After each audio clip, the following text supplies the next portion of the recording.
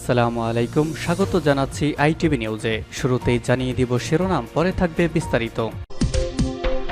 অস্ত্রবিরতি মেনে নিতে ঘরে বাইরে চাপে নেতানিয়াহু, অবশেষে নাকে খত। এরপর জানিয়ে দিব গাজায় শরণার্থী শিবিরে ইসরায়েলি হামলা, নিহত অন্তত 10।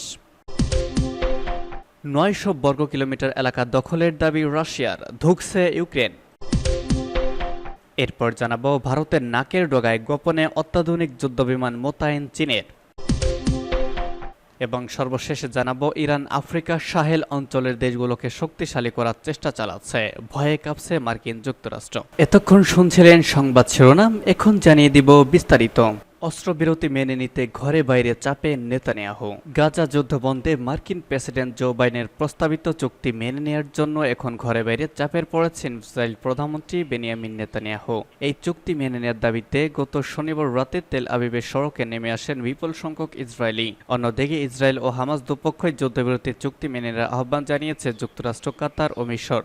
তবে নেতানিয়াহু প্রস্তাব মেনে নিলে তার সরকার ভেঙে পড়বে বলে হুমকি দিয়েছেন ডানপন্থী জোট সঙ্গীরা। খবর এপি ও টাইমস অফ ইসরায়েলের। হোয়াইট হাউসে গত শুক্রবার বাইডেন জানান ইসরায়েলের নতুন যুদ্ধবিরতির প্রস্তাবে সম্মত হয়েছে। 3 ধাপে প্রস্তাব কার্যকর হবে, তবে পরক্ষণেই নেতানিয়াহু তা প্রত্যাখ্যান করেছেন। এতে বাইডেনের দাবির দুর্বলতা প্রকাশ পেয়েছে। নেতানিয়াহু বলেছেন হামাসকে ধ্বংসের উদ্দেশ্য পূরণ না হওয়া পর্যন্ত স্থায়ী যুদ্ধবিরতি হবে না। তবে অস্ত্রবিরতির দাবিতে শনিবার রাতে ইসরায়েল জুড়ে বড় ধরনের বিক্ষোভ হয়েছে। হামাসের হাতে জিম্মিদের পরিবারের নেতৃত্বে আয়োজিত বিক্ষোভ থেকে সরকারকে অবিলম্বে প্রস্তাব মেনে নেওয়ার আহ্বান জানানো হয়েছে। অন্যদিকে মধ্যস্থতাকারী যুক্তরাষ্ট্র, মিশর ও কাতার ইসরায়েল ও হামাসকে চাপ দিয়ে বলেছে প্রস্তাবিত চুক্তি স্থায়ী যুদ্ধবিরতি ও সংকট অবসানের জন্য রোডম্যাপ। তেল আবিব বিশ্ববিদ্যালয়ের দাওয়ান সেন্টারে প্যালেস্টাইন স্টাডিজ ফোরামের প্রধান মাইকেল মিলশাউটাইন বলেছেন আগের প্রস্তাবগুলো থেকে এই প্রস্তাবের প্রাধান্য পার্থক্য হল অনির্ধারিত সময়ের জন্য যুদ্ধের বন্ধের প্রস্তুতি। মধ্যপ্রাচ্য বিশ্লেষক গেরশন বাস্কির মতে বাইডেনের প্রস্তাবটি খুব ভালো মনে হচ্ছে। তিনি ইসরায়েলের সরকারের উপর চাপ সৃষ্টির চেষ্টা করছেন।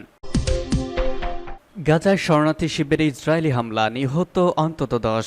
ফিলিস্তিনের অবরুদ্ধ গাজা ভূখণ্ডের 2টি শরণার্থী শিবিরে ইসরায়েলি হামলায় 10 জন ফিলিস্তিনি নিহত হয়েছেন। এর মধ্যে বুরেজ শরণার্থী শিবিরে হামলায় 6 জন ফিলিস্তিনি প্রাণ হারিয়েছেন। নিহতদের সবাই নারী ও শিশু। নুসাইরাত শরণার্থী শিবিরে পৃথক ইসরায়েলি হামলায় আরও 4 জন ফিলিস্তিনি নিহত হয়েছেন। সোমবার 3 জুন তথা আজ এই তথ্য জানিয়েছে সংবাদ মাধ্যম আল জাজিরা।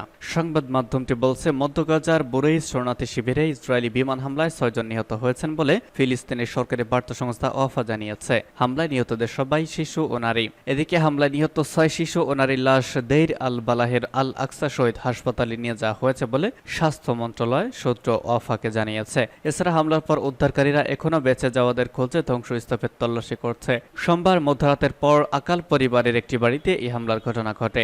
বুরেজ শরণার্থী শিবিরটি নুসাইরাত শরণার্থী শিবির থেকে প্রায় 2 কিলোমিটার দূরে অবস্থিত। এই হামলার আগে ইসরায়েলি বিমান হামলায় নুসাইরাতেও 4 জন নিহত হয়েছেন। ওয়াফা নিউজ এজেন্সি এবং আল জাজিরার সংবাদদাতা জানিয়েছেন এই হামলায় 4 জন নিহত হয়েছেন এবং আরও বেশ কয়েকজন আহত হয়েছেন। এদিকে গত বছর অক্টোবর থেকে গাজা উপত্যকায় ইসরায়েলের চলমান আক্রমণে নিহত ফিলিস্তিনিদের সংখ্যা বেড়ে কমপক্ষে 36,439 জনে পৌঁছেছে বলে গতকালকে এই অবরুদ্ধ এই ভূখণ্ডটির স্বাস্থ্য মন্ত্রণালয় জানিয়েছে। মন্ত্রণালয়ের বিবৃতিতে বলা হয়েছে হামলায় আরও 82,627 জন আহত হয়েছেন। ধুঁকছে ইউক্রেন, 900 বর্গ কিলোমিটার এলাকা দখলের দাবি রাশিয়ার। ইউক্রেনের আরও একটি গ্রাম দখলের দাবি করেছে রাশিয়া। দেশটির প্রতিরক্ষা মন্ত্রণালয় জানিয়েছে পূর্ব ইউক্রেনের দনতস্ক অঞ্চলের ওমানস্কাই গ্রামের একটি গ্রাম রুশ সেনারা দখল করে নিয়েছে। এছাড়া চলতি বছর এখনো পর্যন্ত 5 মাসে সব মিলিয়ে প্রায় 900 বর্গ কিলোমিটার দখলের দাবি করেছে রাশিয়া। বার্তা সংস্থা এপি এর প্রতিবেদন থেকে তথ্য জানানো হয়েছে। রাশিয়ার প্রতিরক্ষা মন্ত্রণালয় একটি বিবৃতিতে বলেছে পপুলার রিপাবলিকান অব দনেতস্কের ওমানস্কাই গ্রামের একটি গ্রাম দখল করে নিয়েছেন রাশিয়ার সেনারা। তবে এই গ্রামটিতে খুব কম মানুষই বসবাস করত। রাশিয়া 2022 সালে ফেব্রুয়ারি মাসের শেষ দিকে ইউক্রেনে হামলা চালানোর আগ পর্যন্ত এই গ্রামটিতে মাত্র 180 জন মানুষ বসবাস করত। ওমানস্কাই গ্রামটি রাশিয়ার দখলে থাকা দনেতস্ক সীমান্ত থেকে 25 কিলোমিটার দূরে অবস্থিত।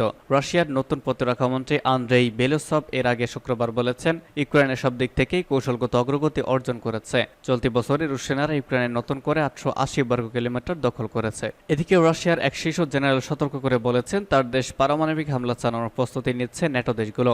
রাশিয়ার গোয়েন্দা সংস্থা ফেডারেল সিকিউরিটি সার্ভিসের প্রথম উপপ্রধান ও দেশটির বর্ডার গার্ড সার্ভিসের প্রধান জেনারেল ভ্লাদিমির কুলিশভ গত সপ্তাহে রুশ সংবাদ সংস্থা রিয়া নভোস্তিকে দেওয়া সাক্ষাৎকারে এই সতর্কবার্তা উচ্চারণ করেছেন। রাশিয়ার জেনারেল কুলিশভ বলেছেন, রুশ সীমান্তের কাছাকাছি ন্যাটোর গোয়েন্দা তৎপরতা বাড়ছে। জোটের বাহিনীর সামরিক প্রশিক্ষণ জোরদার করছে যাতে তারা আমাদের ভূখণ্ডে পারমাণবিক হামলা সহ রাশিয়ান ফেডারেশনের বিরুদ্ধে সামরিক পটভূমি তৈরি করতে পারে। তিনি আরো বলেছেন, এই অবস্থায় আমাদের সীমান্ত সুরক্ষিত করতে আমাদের প্রয়োজনীয় পদক্ষেপ গ্রহণ করতে বাধ্য করেছে। এ সময় তিনি রাশিয়ার border guard service Bryansk, Kursk, Belgorod অঞ্চল ও ক্রিমিয়ার ইউক্রেনীয় নাশকতাকারীদের প্রবেশে বাধা দেওয়ার মাধ্যমে দায়িত্ব পালন করে যাচ্ছেন। রাশিয়া এই জেনারেল জানিয়েছেন 2023 সালে আন্তর্জাতিক সন্ত্রাসবাদী ও চরমপন্থী সংগঠন এবং ইউক্রেনের বিশেষ গোয়েন্দা সংস্থা ও সামরিক বাহিনীর সদস্যরা রাশিয়ায় 5,500 বার অনুপ্রবেশের চেষ্টা চালিয়েছিল, যা রাশিয়ার গোয়েন্দা ও বর্ডার গার্ড সার্ভিস ঠেকিয়ে দিয়েছে।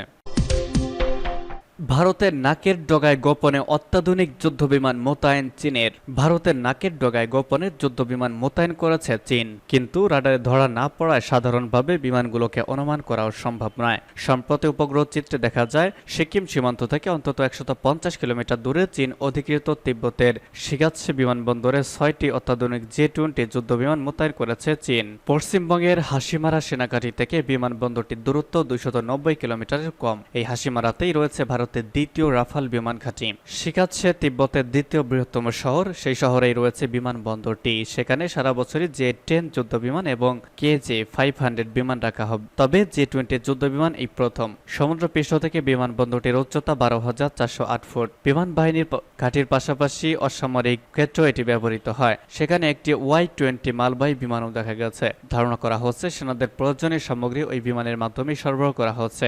গত 27 মে তোলা উপগ্রহ চিত্রে J-20 বিমান দেখতে পাওয়ার পরেই শুরু হয়েছে হারেক জল্পনা কল্পনা। সংবাদ মাধ্যমের সূত্রের খবর, J-20 আধুনিক যুদ্ধ বিমান সর্বোচ্চ গতি ঘন্টায় 2,468 কিলোমিটার। এগুলো বিশেষ ধরনের স্টেলথ যুদ্ধ বিমান, অর্থাৎ শক্তিশালী রাডার ছাড়া এগুলো ধরা পড়ে না। কূটনীতিকদের একাংশের দাবি সম্ভবত 250টির বেশি যুদ্ধ বিমান ভারত সীমান্তের কাছে মোতায়েন করেছে চীন, কিন্তু রাডারে ধরা পড়ছে না। ভারতের পররাষ্ট্রমন্ত্রী এখনো আনুষ্ঠানিকভাবে এই নিয়ে কোনো মন্তব্য করেনি, তবে মন্ত্রণালয় যে বিষয়টি জানে না তেমনও নয়। ভারতে এই মুহূর্তে লোকসভা নির্বাচন চলছে।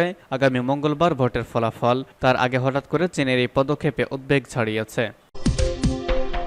ইরান আফ্রিকার সাহেল অঞ্চলের দেশগুলোকে শক্তিশালী করার চেষ্টা চালাচ্ছে। মার্কিন প্রতিরক্ষা মন্ত্রণালয় পেন্টাগনের প্রভাবিত অন্যান্য মিডিয়া বা প্রচার যন্ত্রের মতো মার্কিন নিউজ উইক ম্যাগাজিনও আফ্রিকার সাহেল বা উপকূলীয় অঞ্চলের সংকটের জন্য ইসলামী ইরানকে দায়ী করেছে। সম্প্রতি নিউজ উইকে ছাপানো ইহুদিবাদী ইসরায়েলের উপর নির্ভরশীল একদল লেখকের লেখা একটি নিবন্ধে বলা হয়েছে, যখন মার্কিন যুক্তরাষ্ট্র, ইসরায়েল, লেবানন থেকে ইয়েমেন পর্যন্ত বিস্তৃত ইরানের সঙ্গে সম্পর্কিত স্থানীয় শক্তিগুলোর হুমকির দিকে মনোযোগ জোরদার করেছে, তখন তেহরান নীরবে আরও কিছু স্থানীয় শক্তি গড়ে তোলার চেষ্টা করছে, যেসব শক্তি শীঘ্রই মার্কিন স্বার্থের প্রতি মারাত্মক হুমকি সৃষ্টি করবে।